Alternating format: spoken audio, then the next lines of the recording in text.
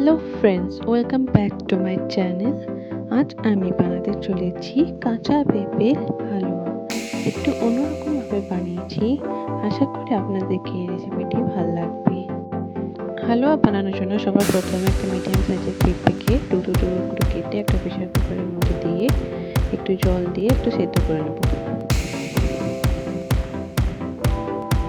অন্যদিকে একটা পাত্রে 4 টিস্পুনের মতো কর্নফ্লাওয়ার নিয়ে একটু জল দিয়ে একটু ফুটে রেখে দেবো। এদিকে আমার পেঁপেগুলো সেদ্ধ হয়ে গেছে। এটাকে আমি একটা গ্রাইন্ডারে দিয়ে ভালো করে পেস্ট করে নেব। আপনারা চাইলে এটাকে হাতে পেস্ট করতে পারেন।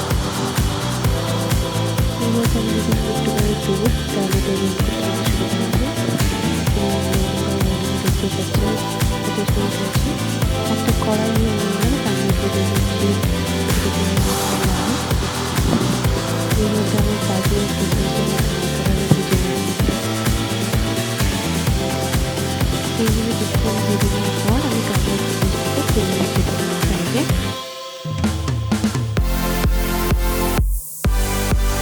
এখন আমি এই তেলের মধ্যে দিয়ে দিচ্ছি আমার পেঁপের পেস্টটা। আমার মতো নাড়তে থাকবো। এটাকে ভেজে নেওয়ার পর এর মধ্যে আমি একটু জল দিয়ে দিচ্ছি এবং আবার এটাকে নাড়তে থাকবো। থেকে যে জলটা এভাবে এটাকে নাড়তে থাকতে হবে।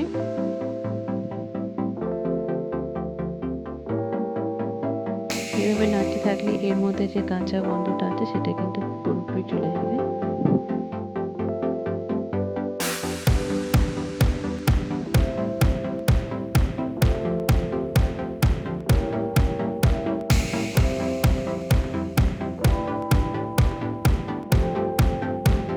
এইভাবে 5 মিনিট নিয়ে নেওয়ার পর এর মধ্যে আমি দিয়ে দিচ্ছি 2 কাপের মতো চিনি।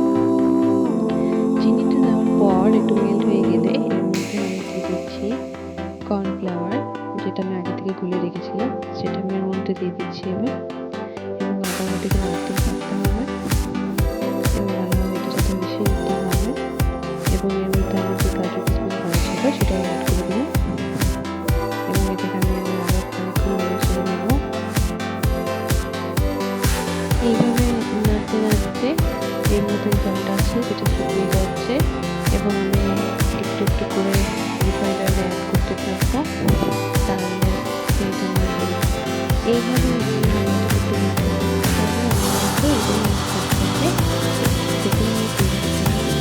আপনারা চাইলে করতে পারেন।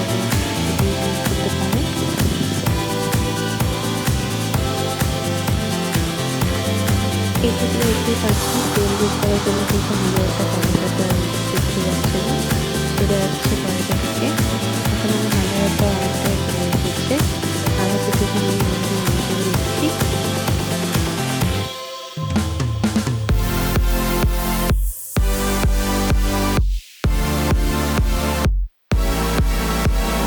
এইভাবে এটাকে নাড়তেই থাকতে হবে এবং 5 থেকে 10 মিনিট পর আমি হালুয়াটা প্রায় হয়ে এসেছে।